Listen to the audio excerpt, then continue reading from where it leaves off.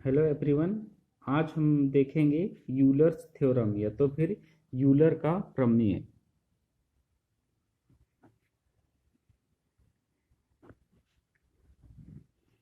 तो यूलर का प्रमेय होता क्या है? इससे पहले हम लोगों ने देखा था कि फलक किसे कहते हैं, फिर उसके बाद में किनारा किसे कहते हैं, आकृति क्या होता है, सॉलिड एंगल क्या होता है। तो इन सब के बारे में हमने क्या किया था, देखा था। ठीक है। तो किसी भी क्रिस्टल में ये जो हमारे क्या हैं, फेस हैं, उसके बाद में आता है आप लोग का क्या फॉर्म, सॉरी, फेस। उसके बाद में आता है आप लोग का क्या, किनारा। उसके बाद आता है आप लोग का क्या, सॉलिड एंगल।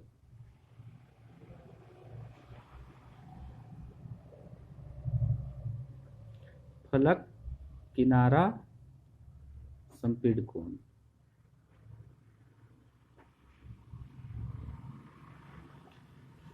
तो यूलर एक वैज्ञानिक थे जिन्होंने एक गणितीय फॉर्मूला दिया था। तो वो किसके लिए दिया था वो देखते हैं कि किसी भी क्रिस्टल में हमारा जो भी फलक होता है, किनारा होता है या संपीड़ कोण होता है, तो इनकी जो संख्या होती है वो क्या होती है, निश्चित होती है। किसी भी क्रिस्टल को ले लीजिए, किसी भी क्रिस्टल में आप लोग का ये जितने भी फलक, किनारे, सॉलिड एंगल, ये जितने भी हमारे हैं किसी भी क्रिस्टल में उपस्थित हैं, जितने फलक, जितने भी किनारे, जितने भी सॉलिड एंगल, तो इनकी जो संख्या होती है वो क्या होती है, निश्चित होती है। ठीक है। तो और ये जितने भी हैं फलक, किनारे और सॉलिड एंगल, तो इनमें क्या पाया जाता है, आपस में संबंध पाया जाता है।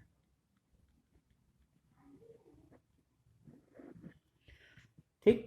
तो इन्हीं चीजों को, इन्हीं संबंधों को बताने के लिए यूलर ने एक क्या दिया था, गणितीय फॉर्मूला दिया था, जिसे ही हम लोग क्या बोलते हैं, यूलर्स थ्योरम कहते हैं। ठीक। तो और एक बार परिभाषा देख लीजिए कि कोई भी क्रिस्टल जो है उसमें हमारा फलक, किनारा और संपीड़ कोण, इन सभी की संख्या क्या होती है, एक संख्या में निश्चित पाई जाती है। या तो फिर बोल सकते हैं किसी भी क्रिस्टल में फलक, किनारा और संपीड़ कोण ये एक निश्चित संख्या में पाए जाते हैं। और ये जो फलक, किनारे और सॉलिड एंगल जो हैं, इनके बीच में क्या पाया जाता है, एक निश्चित संबंध पाया जाता है। तो इस संबंध को ही बताने के लिए जो हमारे साइंटिस्ट हैं यूलर, इन्होंने क्या दिया था, एक गणितीय फॉर्मूला दिया था।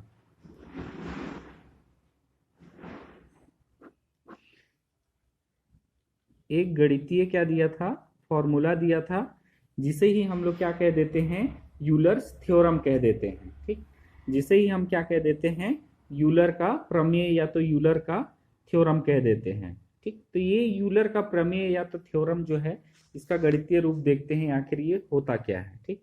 तो यूलर ने अपने गणितीय फॉर्मूला में दिया था F plus S is equal to E plus two. ये है आप लोग का यूलर का प्रमेय।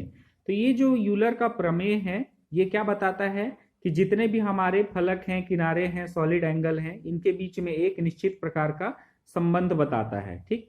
तो इसी संबंध को बताने वाला ये क्या है, हम लोग का फॉर्मूला है। ठीक। और एक बार परिभाषा देख लीजिए कि यूलर का प्रमेय जो है आप लोग का, किसी भी क्रिस्टल में उपस्थित फलक, किनारे और सॉलिड एंगल, इनकी जो संख्या होती है वो क्या होती है, निश्चित पाई जाती है। तो और ये जो फलक, किनारे और सॉलिड एंगल जो हैं, इनके बीच में एक निश्चित प्रकार का संबंध पाया जाता है। इसी संबंध को गणितीय रूप में बताने के लिए हमारे यूलर ने एक प्रमेय दिया, जिसे कि हम क्या कह देते हैं, यूलर का प्रमेय कह देते हैं। और ये जो गणितीय रूप है फॉर्मूला का, वो ये है F plus S is equal to E plus two. ठीक। तो जहां की हमारा ये जो यूलर का जो थ्योरम है या तो जो प्रमेय है, एफ किसको डिनोट करता है, फलकों की संख्या को, फेस नंबर। ठीक है। किसी भी क्रिस्टल में उपस्थित फलकों की संख्या को डिनोट करता है।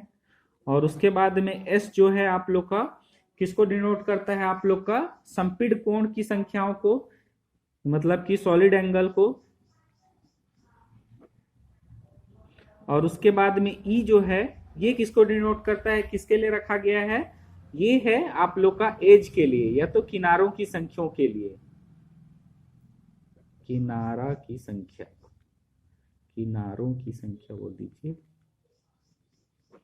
और 2 जो है वो आप लोग का कांस्टेंट है। ठीक, तो जो आप लोग का यूलर जो फ्रॉम दिया था तो उसमें आप लोग का एफ जो है किसके लिए दिया था, वो फलकों की संख्या को प्रदर्शित करता है, एस जो है संपीड़ कोण की संख्या, और ई जो है ये किनारों की संख्या को क्या कर देता है, प्रदर्शित कर देता है।